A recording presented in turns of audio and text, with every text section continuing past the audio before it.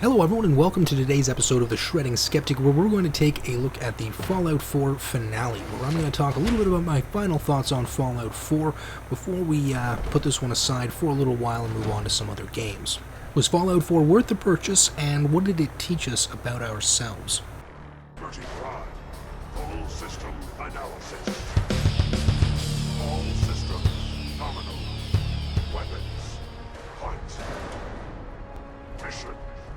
The destruction of any and all Chinese communists. Probability of Chinese victory. Impossible. Brotherhood, salute!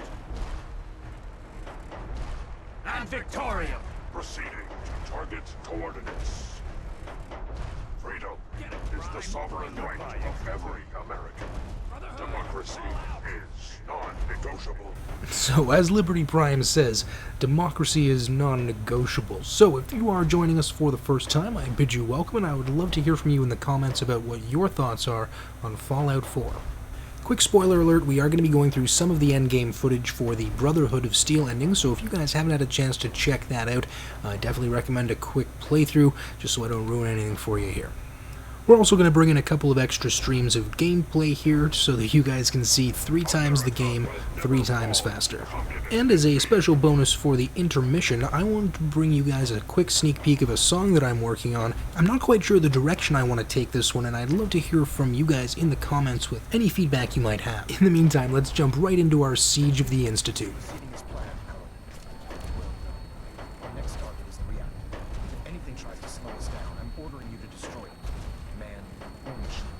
Once we reach our target, you'll need this. It's a fusion pulse charge. Attach it to the reactor, and it can be detonated remotely from a safe distance.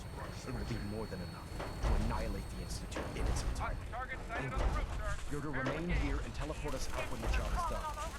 Get that thing working. So in a previous video, when we took a quick stroll through Sanctuary, I talked a little bit about some of the choices regarding the different factions you can choose to ally with in Fallout 4. But I found the option of following the Institute to be irreconcilable with my other moral intuitions. Humanity may not be perfect, but the idea of basically putting humanity into synthetic machines doesn't really seem to be the best option, and frankly it seems like a bit of a cop-out.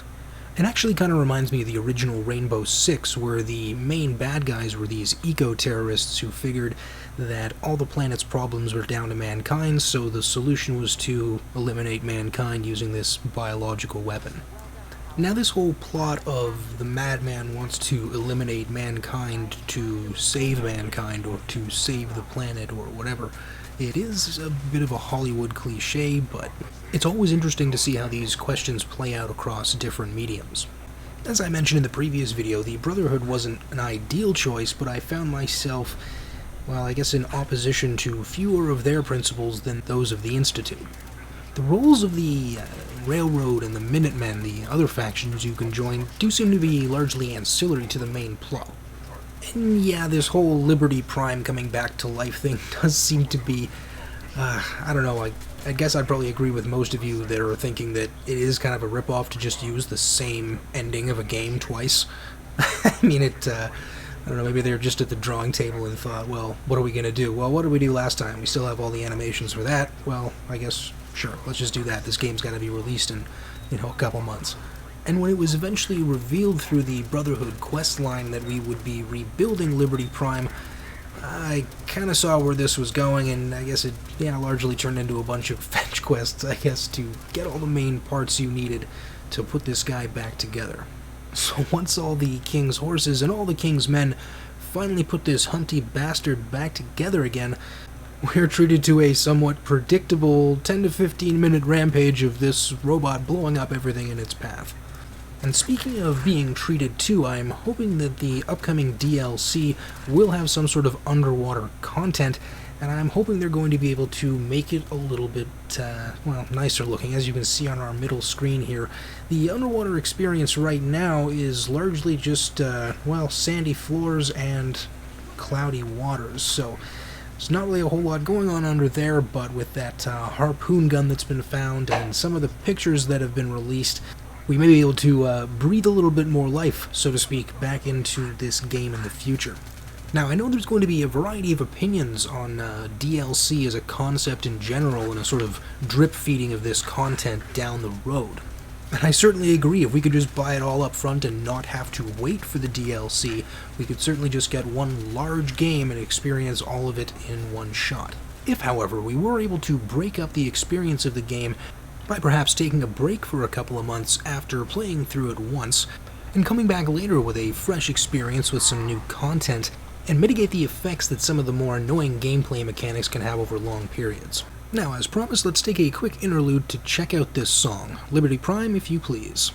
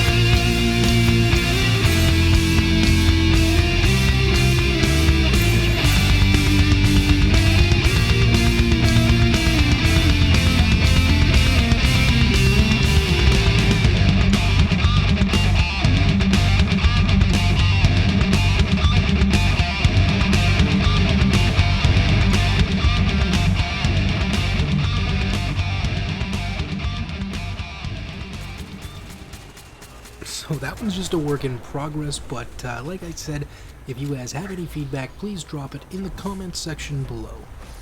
So as you can see on our top screen there, our siege of the Institute is going swimmingly, and this particular siege tactic is inspired by BC from Alloy 7 and his surgical work with the Fat Man in the Institute, so I thought I would try to replicate some of those results in the iFinity format. I didn't have too many of those mini nukes, so I've been saving them all up for my final siege. So let's move on to a quick discussion of some of the lessons that Fallout 4 tries to pose to the audience. These are largely speculative interpretations on my own opinion, and Bethesda holds no responsibility or liability for blah blah blah blah blah. In the event that humanity is faced with atomic annihilation, would it be better to try to rebuild humanity on the individual level, or would it be better to simply transfer as many of the consciousnesses as possible into a new synthetic species? An interesting question, certainly, and in my opinion, the synthetic species option would certainly be better than complete extinction as a last resort, but I really don't think Fallout 4 presents a world where we're quite at the last resort stage. The other path would be to help individuals empower themselves to form communities and learn to rebuild humanity from the ground up. But if push comes to shove, as it does in Fallout 4, we may be forced to take a definitive path from which there is no return. So I'd love to hear your thoughts in the comments about what you think an interesting path for humanity would be in the event of an event such as this. Where do you stand on the issue of the choices that are presented to you in Fallout 4, and do you feel there's any permutations that perhaps the developers could have chosen instead? But first, I'd like to hear from my character to see how he feels on the whole subject after going through all those 60 hours. I can feel it wash over me. The heat, the force, the radiation, the fear. It's the end of the world all over again. I close my eyes. I see my life before all of this, before the bombs. Everything can change in an instant, and the future you plan for yourself shifts, whether or not you're ready. At some point, it happens to all of us. This wasn't the world I wanted, but it was the one I found myself in. The Commonwealth. My home, ripped apart and put back together. I hoped I could find my family, cheat time, make us whole again, the way we were. But now I know. I know I can't go back. I know the world has changed, that the road ahead will be hard. This time, I'm ready. Because I know war. War never changes. Well, I guess I'd largely find myself in agreement with my character that the only thing that is going to be consistent is change. So, as much as we may prepare for certain eventualities, chance is going to throw us curveballs that we may find ourselves unprepared for. And even if everything were to be torn down and rebuilt anew, what remains consistent is the value placed upon establishing meaningful relationships of exchange. The establishment of collaborations which produce value in a way that's larger than the sum of the individual contributions. And it is through this individualism that we will prevail, rather than the collective hive mind think that seems to have infected the Institute. During this process, bonds will be forged and bonds may be broken. And it's through this pursuit of truth and our highest selves that we will produce the greatest amount of good. And rather than putting the proverbial cart before the horse and trying to improve the individual by improving the society, we will improve the society by improving the individual first. Now, by and large, the individual option is going to be the more difficult of the two paths. It is certainly easier to abdicate responsibility rather than take responsibility.